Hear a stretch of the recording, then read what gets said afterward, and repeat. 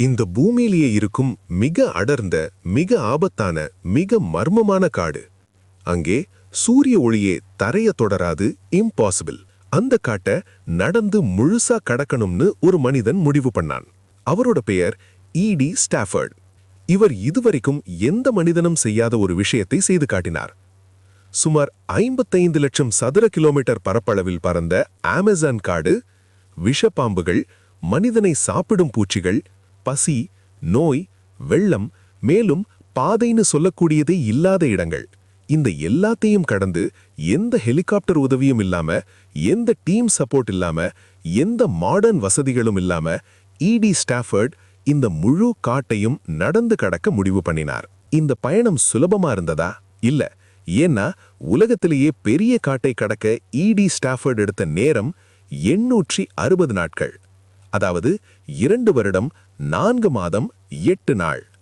இந்த 860 நாட்கள்ல இவருக்கு நடந்தது ஒரு கனவுக்கே அப்பாற்பட்ட பயங்கர அனுபவம்.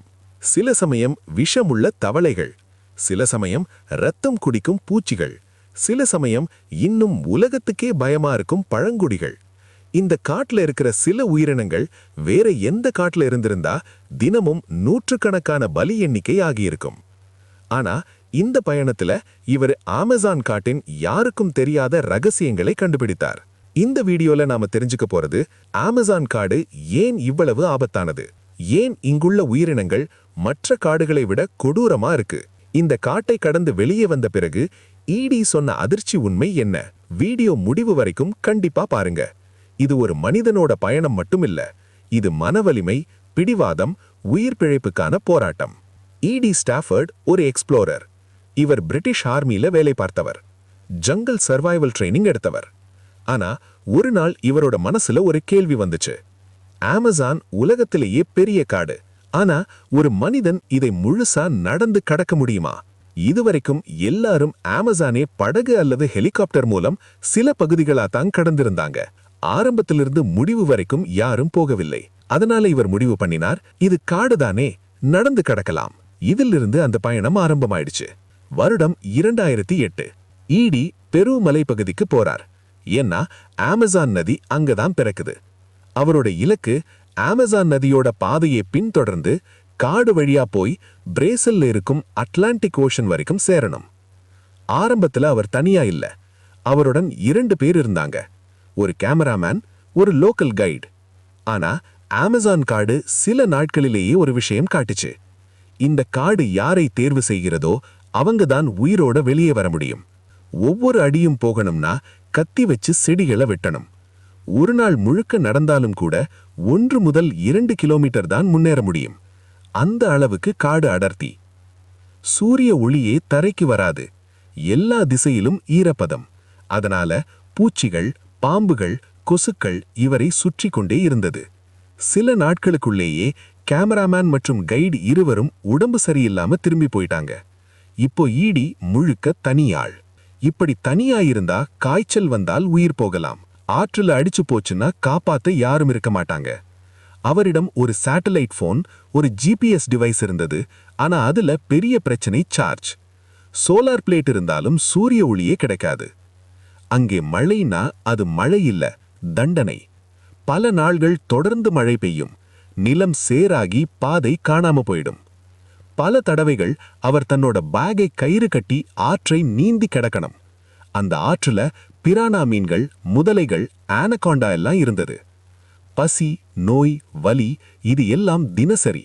சில நாட்கள் சோறு மட்டும், சில நாட்கள் உலர்ந்த மீன், சில நாட்கள் ஒன்றுமில்லாமல் தூங்க வேண்டிய நிலை. கால்களில் புண்கள், தோல் கெட்டு போவது, லீச்சுகள் ரத்தம் குடிக்கும். ஒரு முறை இன்ஃபெக்ஷன் அதிகமாக நடக்க முடியாத நிலை வந்துச்சு. ஆனா அவருக்கு தெரியும், நின்றா முடிவு. இந்த காடுல இவருக்கு மிகப்பெரிய பயம் பழங்குடிகள். பல தடவைகள் இவருக்கு தெரியாத ட்ரைப்ஸ் கிட்ட என்கவுண்டர் ஆயிருக்காரு. சிலர் உதவினாங்க, சிலர் பார்த்துட்டு போயிட்டாங்க. சிலரின் கண்களில் வார்னிங், இங்கே இருந்து போ. ஒரு தவறு, ஒரு தவறான சிக்னல், கதைக்கு முடிவு. பல இரவுகள் அவர் தூங்காம இருந்தது, காளையை காண முடியுமா இல்லையான்னு. பயணம் மிகவும் கடினமான நிலையில் இருந்தப்போ பிரேசில்ல ஈடி ஒருவரை சந்திக்கிறார். அவரோட பெயர் காட்ரியல் சாnchez ரிவேரா. அவர் அமேசான்ல வளர்ந்தவர். காடு விதிகளை தெரிஞ்சவர். வேட்டையாட தெரியும், சாப்பிடக்கூடிய செடிகள் தெரியும். முக்கியமா காடு அவரை பயமுறுத்தாது. அவர் ஈடியின் நிலையை பார்த்து சொல்றார், நான் உன்னோட கடைசி வரைக்கும் வர்றேன். இப்போ இருவரும் சேர்ந்து பயணம். ஈடி தளர்ந்தா காட்ரியல் தூக்குவார். பாதை ஆபத்தானா காட்ரியல் முன்னாடி போவார். ஆனா அதற்குள் ஈடியின் உடலும் மனசும் சோர்ந்து போச்சு. அவர்கிட்ட இருந்தது ஒரு விஷயம் மட்டும், பிடிவாதம். 860 நாட்களுக்கு பிறகு அந்த பச்சை சுவர் உடைந்தது. முதல் முறையாக திறந்த வானம் தெரிஞ்சது. முதல் முறையாக சாலை தெரிஞ்சது. அட்லாண்டிக் ஓஷன் தெரிஞ்சது. அந்த நிமிஷம் ஈடிக்கு கனவு மாதிரி இருந்தது. ஈடி ஸ்டாஃபர்ட் இப்போ அமேசான் காட்டை முழுசா நடந்து கடந்து முடித்த முதல் மனிதன். இப்ப பார்க்கலாம் இந்த காடு எப்படி உருவானது. சுமார் 10 முதல் 15 கோடி வருடங்களுக்கு முன்பு தென் அமெரிக்கா இப்ப மாதிரி இல்லை. அமேசான் நதி இல்லை, காடு இல்லை, பெரும்பாலும் வறண்ட நிலம். அதுக்கப்புறம் பூமியின் டெக்டானிக் பிளேட்ஸ் மோதின. ஆண்டஸ் மலைகள் உருவானது. இந்த மலைகள் 3 பெரிய மாற்றங்களை செய்தது.